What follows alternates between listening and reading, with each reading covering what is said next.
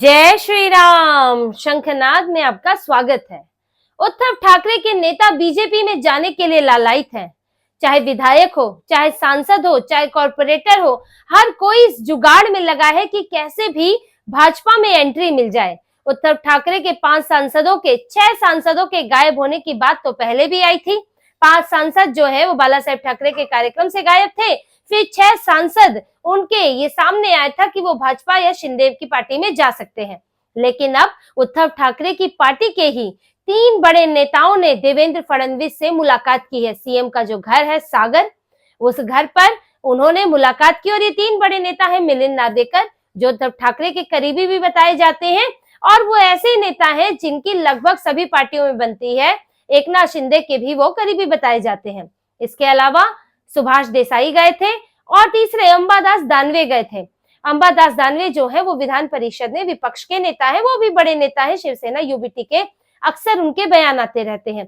तो ये तीनों नेताओं ने सीएम देवेंद्र फडणवीस से मुलाकात की। जब वहां से निकले तो एक कारण तो देना ही था। कारण तो हर किसी को बताना होता है, तो वही विकास का कारण बता देते हैं कि बाला साहेब ठाकरे का स्मारक बन रहा है, उसके पहले चरण का काम पूरा हो गया है, आगे के लिए हम बात करने गए थे। अब बाला साहेब ठाकरे के स्मारक पर तो उद्धव ठाकरे, आदित्य ठाकरे जाते हैं, लेकिन बात करने के लिए क्या वो इन 3 नेताओं को भेज देंगे? अब क्या वाकई उद्धव ठाकरे ने इन्हें भेजा था या ये अपनी मर्जी से गए थे? देखिए, इस वक्त उद्धव ठाकरे की पार्टी हाथ पांव मारने में लगी हुई है, चाहे कहीं से भी सहारा मिल जाए, क्योंकि डूब रहे हैं, राजनीतिक नैया उनकी डूब रही है। तो लग रहा है कि कहीं से तो सहारा मिल जाए कि उसमें पिता पुत्र बच जाए, कुछ पार्टी बच जाए। अब इसके लिए कभी शरद पवार से मिलते हैं, इधर गठबंधन तोड़ने की बात करते हैं अघाड़ी से, तो उधर कहीं और गठबंधन करने की बात करते हैं और वहीं भाजपा पर भी डोरे डालने में लगे हुए हैं। इनके नेताओं के बयान है, संजय राउत का भी बयान है, जो कह रहे हैं, अब इसको सामने से तो नहीं कह रहे कि हम गठबंधन करना चाहते हैं, तो कह रहे हैं कि भाजपा के कई लोग शिवसेना से गठबंधन, यूबीटी से गठबंधन करना चाहते हैं। अब इच्छा तो संजय राउत की है, बीजेपी वालों को कोई इससे फर्क नहीं पड़ता। उनके पास उनकी पार्टी पूर्ण बहुमत में है, लगभग पूर्ण बहुमत है। जो 16-17 विधायक हैं वो तो कहीं से भी उनकी पार्टी में आ सकते हैं। शिंदे जाए तो यूबीटी से आ जाए, नहीं तो एनसीपी से ही आ जाए, कांग्रेस से भी आ जाएंगे, तो वो कोई बड़ी बात नहीं है। लेकिन संजय राउत और उद्धव ठाकरे ये भाजपा से कोशिश करने में लगे हैं कि किसी तरह भाजपा से जुड़ जाए। गठबंधन अगर हो जाए तो बहुत अच्छा, अगर नहीं हो तो किसी तरह जो है इनके साथ कुछ सहयोग बन जाए, केंद्र स्तर पर कोई सहयोग बन जाए, काम हमारे ठीक से चलते रहे, या हमें बीएमसी में सहयोग मिल जाए। तो इसी फिराक में लगे हुए हैं और गठबंधन तो करना ही चाहते हैं, क्योंकि उन्हें पता चल गया है कि अब भाजपा के गठबंधन के बिना तो इनकी जो है, इनकी गाड़ी जो है वो आगे चलेगी नहीं। तो इसीलिए इनके नेता भी अब भाजपा की तरफ रुख कर रहे हैं। देखिए, इधर ऑपरेशन टाइगर चल रहा है, एकनाथ शिंदे पूरी कोशिश में, और कुछ बड़े नेताओं को बीएमसी के लिए खासतौर से मुंबई से, पुणे से उन्होंने अपनी पार्टी में किया है। वही बात सांसदों के लिए भी आ रही थी, लेकिन इसमें बात सिर्फ शिंदे की नहीं है। यहाँ उद्धव ठाकरे की पार्टी के नेता वो भाजपा में भी शामिल होना चाहते हैं। चुनाव से पहले जब भाजपा और एकनाथ शिंदे साथ आए थे, उद्धव ठाकरे की पार्टी टूटी थी, तब हुआ ये था कि भाजपा जो है वो यूबीटी के नेताओं को स्वीकार नहीं कर रही थी, वो एकनाथ शिंदे की पार्टी में जाते थे, ताकि भाजपा पर ये मॉरल रिस्पॉन्सिबिलिटी भाजपा ने ली थी कि ये आरोप न लगे कि भाजपा पार्टी तोड़वाने में, उद्धव ठाकरे की पार्टी को खत्म करने में इसके लिए तुली हुई है। जब उद्धव ठाकरे की पार्टी में मनमुटाव हुआ, उनके नेता अलग होना चाहते थे, तो भाजपा ने अपना सहयोग दिया था।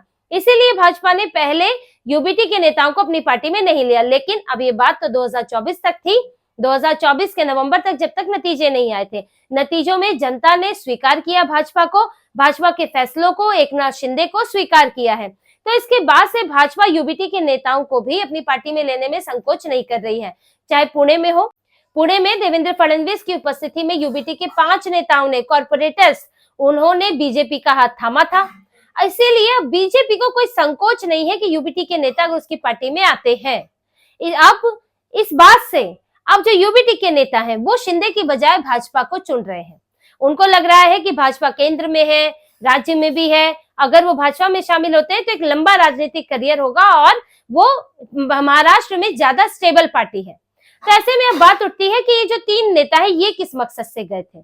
मिलिंद नार्वेकर, अंबादास दानवे, सुभाष देसाई, अब ये उद्धव ठाकरे का संदेश लेकर गए थे कि अपने काम से गए थे? दरअसल इसकी दो वजह है इनके जाने की, एक उद्धव ठाकरे की तरफ से और दूसरा अपने राजनीतिक भविष्य के लिए। इनके मकसद, चर्चा अंदर तो बहुत सारी होती है और चर्चा में सिर्फ बात ऊपर की नहीं की जाती, अपनी भी की जाती है।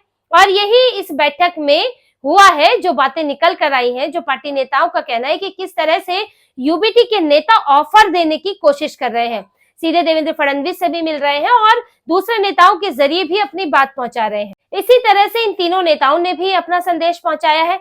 और ये जो तीनों नेता हैं, इनमें मिलिंद नार्वेकर और अंबादास दानवे, उनकी उद्धव ठाकरे से पिछले कुछ दिनों में कुछ असहमति भी रही है। भले ही मिलिंद नार्वेकर जो है वो उद्धव ठाकरे के करीबी हैं, लेकिन मिलिंद नार्वेकर ऐसे नेता माने जाते हैं जिनकी लगभग सभी पार्टियों में अच्छी बातचीत है, खास तौर से एकनाथ शिंदे से, क्योंकि दोनों एक ही पार्टी से रहे हैं।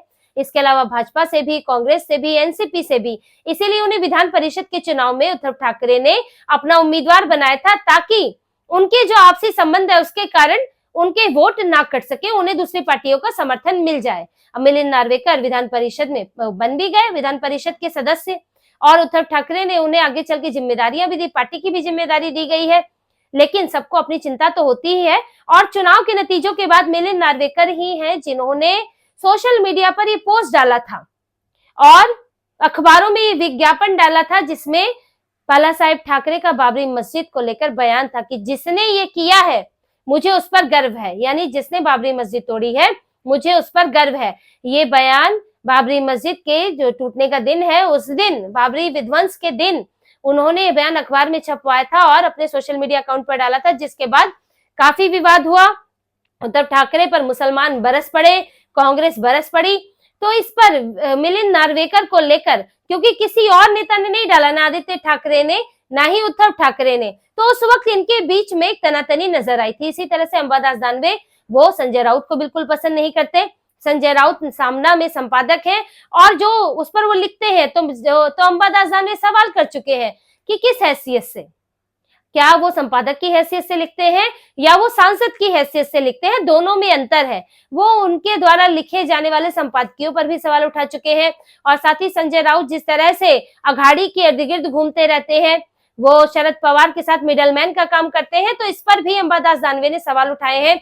वो हिंदुत्व की राजनीति की तरफ लौटने की बात भी कर रहे थे।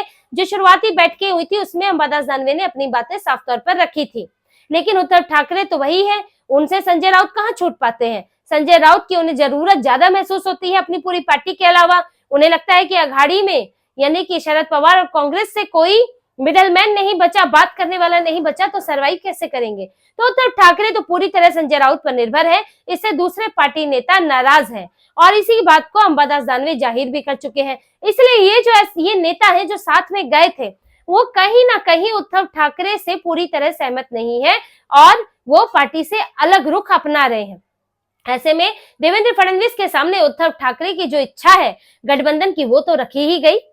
वो तो उसका तो उन्हें कहना ही था, पार्टी का एक संदेश तो देना ही था, लेकिन अपनी बात भी की है कि अगर उद्धव ठाकरे नहीं सुधरते हैं, उद्धव ठाकरे हिंदुत्व में वापसी नहीं करते हैं, सहयोग की राजनीति नहीं करते हैं, तो फिर हम उन्हें छोड़कर आपकी पार्टी में आ सकते हैं। इन तीनों का मिलना बहुत बड़ा संकेत है। अगर सिर्फ बाला साहेब ठाकरे को लेकर बात करनी होती, उनके स्मारक को लेकर, तो मिलिंद नार्वेकर अकेले भी जा सकते थे, अंबादास दानवे भी अकेले जा सकते थे, लेकिन ये तीनों साथ गए, जिसमें सुभाष देसाई भी हैं। तो कहीं ना कहीं अपना भी करियर इन्हें डिस्कस करना था, कहीं ना कहीं उस पर चर्चा करनी थी कि अगर उद्धव ठाकरे नहीं सुधरते या उद्धव ठाकरे के साथ कोई बात नहीं बनती है तो हम आपकी पार्टी में आना चाहते हैं। तो देखिए उद्धव ठाकरे की पार्टी के नेताओं को कितनी ज्यादा वो बीजेपी के सामने, बीजेपी में आने के लिए किस तरह तड़प रहे हैं और उसके लिए कुछ भी करने को तैयार है, और उनके सांसद तो धमकी दे ही चुके हैं। वही देखिए बीजेपी भी अब एक ऐसी रणनीति पर काम कर रही है ताकि गठबंधन में संतुलन बन सके, क्योंकि एकनाथ शिंदे वो समय समय पर सीटों को लेकर अपना अड़ियल रुख दिखाते रहते हैं। चाहे चुनाव के बाद मुख्यमंत्री चेहरे को लेकर उन्होंने अड़ियल रुख दिखाया, अपने गांव चले गए अचानक से, मीडिया में ठीक से बयान नहीं दिया, और कहीं ना कहीं वो देवेंद्र फडणवीस के सीएम बनने का विरोध करते रहे। अब भी 3 कैबिनेट मीटिंग हो गई, उसमें एकनाथ शिंदे नहीं गए हैं। इसके अलावा अर्बन डेवलपमेंट मिनिस्ट्री है उनके पास, और 100 दिन के कार्यकाल में क्या हुआ नहीं हुआ, आगे के टारगेट को लेकर बातचीत होनी थी, लेकिन जो शिंदे हैं वो उसमें भी नहीं गए हैं। अब बीएमसी को लेकर भी सीटों का बंटवारा होना है, तो शिंदे को बीजेपी किसी न किसी तरह संतुलन में रखना चाहती है। इसके लिए ही देवेंद्र फडणवीस ने राज ठाकरे से भी मुलाकात की थी, ये भी एक वजह थी। राज ठाकरे के साथ उनके बहुत अच्छे संबंध है। देवेंद्र फडणवीस तो अमित ठाकरे के समर्थन में जब वो चुनाव लड़े थे, लेकिन एकनाथ शिंदे ने उम्मीदवार उतार दिया था, तो देवेंद्र फडणवीस ने कहा था कि भाजपा पूरी तरह से अमित ठाकरे के साथ है। अभी तो बात ये भी आ रही है कि भाजपा कोटे से उन्हें विधान परिषद का सदस्य भी बनाया जा सकता है। तो और अगर बीएमसी की बात करें तो राज ठाकरे का परफॉर्मेंस भी बीएमसी में ठीक रहता है, वो 20-25 सीटें लेकर आते हैं और देवेंद्र फडणवीस और उनकी अच्छी दोस्ती है। और अगर राज ठाकरे के साथ गठबंधन होता है, वो उनके साथ चुनाव लड़ते हैं, तो कहीं ना कहीं जो एकनाथ शिंदे हैं उनके लिए भी अब ऐसी स्थिति नहीं है कि वो सोचे कि भाजपा अकेली है, भाजपा का उनके बिना काम नहीं चल सकता। तो उन्हें भी एक मैसेज देना चाहती है भाजपा, क्योंकि जरूरी नहीं है कि आप सरकार में है, महायुति गठबंधन में है तो साथ में ही चुनाव लड़े। जैसे कि उद्धव ठाकरे की पार्टी जब एकजुट शिवसेना थी और बीजेपी ने जब बीएमसी का चुनाव लड़ा था तो गठबंधन में थे, लेकिन अलग अलग चुनाव लड़ा था। हालांकि अलग अलग सीटें आई, भाजपा को 84 और शिवसेना को 82 सीटें आई, लेकिन भाजपा ने सहयोग दिखाते हुए मेयर पद के लिए कोई उम्मीदवार खड़ा नहीं किया था, क्योंकि सीएम का पद फडणवीस को मिला था। उसके बाद मेयर पद के लिए भाजपा ने कोई चुनौती नहीं दी थी। तो इस तरह एकनाथ शिंदे और बीजेपी भी अलग अलग लड़ सकते हैं, लेकिन अलग लड़े ना लड़े, लेकिन एकनाथ शिंदे ये ना समझे कि वो बीजेपी को लेकर चल रहे हैं, बल्कि बीजेपी उन्हें लेकर चल रही है। वो एक टूटी हुई पार्टी के नेता है, भले ही उन्हें अच्छी सीटें मिली है, लेकिन उन्हें भाजपा को उनसे 2 गुनी 3 गुनी सीटें मिली हैं। तो ऐसे में जो एकनाथ शिंदे उन्हें बात याद रखनी चाहिए, और बीजेपी जो है पूरी कोशिश में है कि संतुलन को बना सके। इसके लिए राज ठाकरे का साथ लिया जा रहा है और शिवसेना यूबीटी के नेताओं से मिलने में भी परहेज नहीं है। समय मांगेंगे तो वो मिलेंगे ही। देवेंद्र फडणवीस सबके सीएम है, तो यूबीटी के नेताओं से भी जो संपर्क है वो एकनाथ शिंदे को भी कंट्रोल में रखेगा कि अगर मैं हटता हूं, मैं ज्यादा परेशान करता हूं, तो उधर उद्धव ठाकरे बैठे हैं, वो तो दौड़े दौड़े भाजपा के साथ आ जाएंगे। वो इंतजार ही इसी बात का कर रहे हैं। तो अभी बीएमसी से पहले बहुत कुछ होना बाकी है। उद्धव ठाकरे पूरी तरह चाहते हैं कि भाजपा में किसी तरह शामिल हो जाए। उनके नेता ये सोचते हैं कि अगर उद्धव ठाकरे नहीं सुधरे, अगर उन्होंने हिंदुत्व पर वापसी नहीं की, तो उनको तो छोड़िए, हम खुद जाके भाजपा में शामिल हो जाते हैं, भाजपा की शरण ले लेते हैं। और भाजपा भी अब अपने लिए एक अलग तरह की रणनीति तैयार कर रही है, जिसमें एकनाथ शिंदे का हाल वही ना हो जाए जो उद्धव ठाकरे का हुआ कि मैं बड़ा भाई बनूंगा, तुम छोटे भाई बनोगे। सीटों को लेकर उनका जो झगड़ा है और सीएम चेहरे को लेकर उनका जो झगड़ा है, उस पर विराम लगे और संतुलन बना रहे। भाजपा इसी की रणनीति तैयार कर रही है। तो इसी तरह की और खबरें और विश्लेषण आपके लिए लाते रहेंगे। हमसे जुड़े रहिए, सब्सक्राइब कीजिए, कमेंट कीजिए। बहुत बहुत धन्यवाद। जय श्री राम।